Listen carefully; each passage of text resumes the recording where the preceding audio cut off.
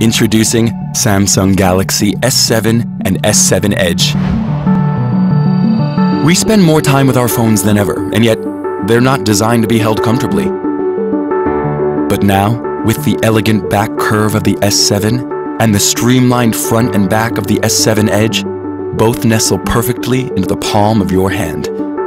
They feel smaller and thinner with smoother edges and sleeker lines, but the screen size is still the way you like it.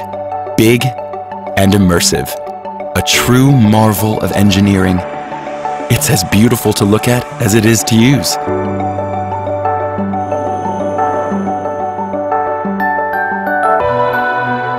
We've also redesigned the S7 with memory that expands, because we know you love file-hungry movies, music, and games.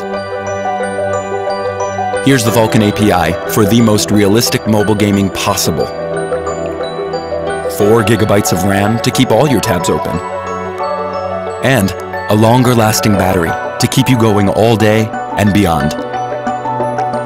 Our phones go everywhere with us, except in water. Well, until now. Even in the rain, the shower, or the pool. Open up a new world to use it in.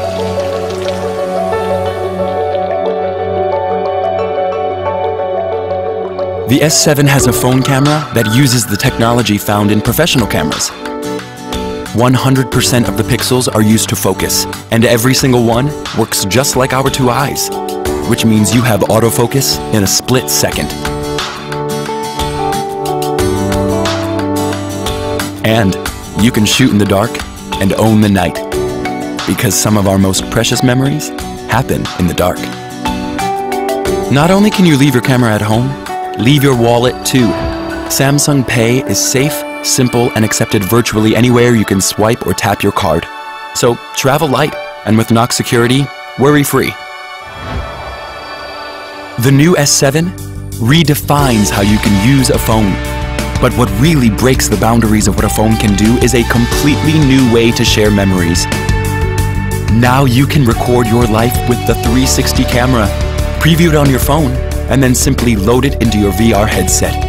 Imagine, this simple 5-inch phone is now your personal 360 cinema screen.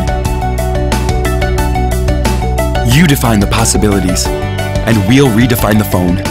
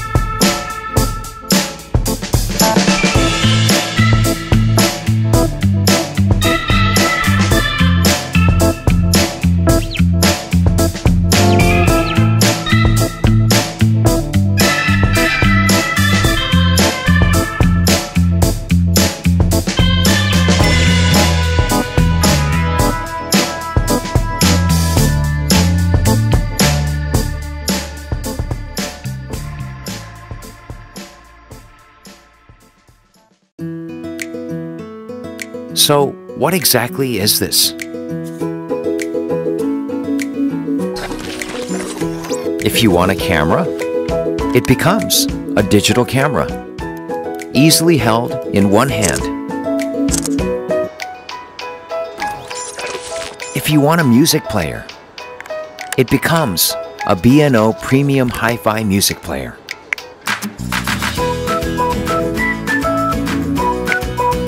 You can take shots as wide as your own eyes can see. And check the time, always there, without even lifting a finger. But this thing that lets you easily take charge have fun, and play with all these new devices. So what is this? LG G5 and friends.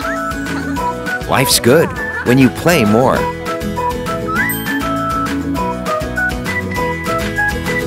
LG G5.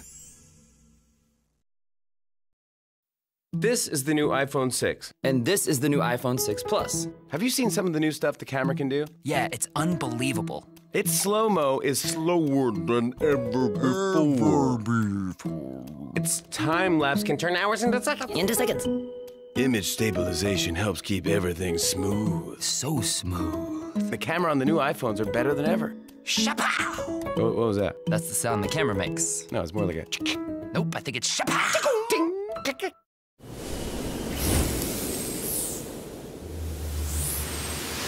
Hey, what's up everyone, CT and Technology News here, and today I'm doing a rumor video on the upcoming Sony Xperia Z4, which is going to be Sony's flagship smartphone going into 2015.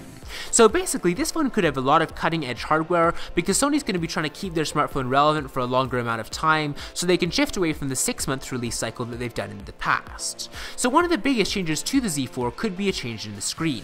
The Xperia Z3's 5.2-inch display could be swapped over for a 5.5-inch screen, and then the resolution could also be increased to 2560 by 1440 pixels, matching the LG G3. Now, one thing that's interesting is that in a recent interview, Sony's head of marketing said that the Xperia Z3 didn't adopt a Quad HD resolution because the difference between it and an optimized 1080p panel were minimal, especially on anything less than 8 inches in size. You know, considering that Sony is changing its mind for the Z4 though, it's probably due to partly the G3's success and then also the Galaxy Note 4's introduction.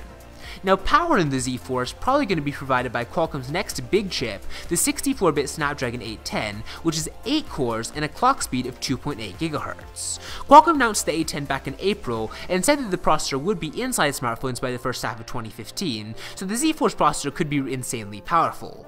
Now, a massive 4GB of RAM is probably also going to be paired with this processor, along with 32GB of internal storage space, and as far as the Z4's camera, it'll still probably maintain the same 20.7 megapixel count, but feature an improved lens and sensor array to produce better pictures. Now, with regards to the actual design of the Z4, Sony's probably going to be sticking with its popular omni-balance design language, so that means it probably won't look all that different from the Z3 or the Z2. I mean, it never was the looks that dampened my enthusiasm for the Z3, it was just sort of the relatively basic alterations between it and the Z2. Now, if these rumors are to be believed though, the Xperia Z4 is going to be a pretty amazing phone, and I think Sony's going to have a pretty killer flagship on their hands. But anyways, let me know what you're excited to see in the Z4 in the comments below, give this video a thumbs up if you enjoyed it, and I will see you next time.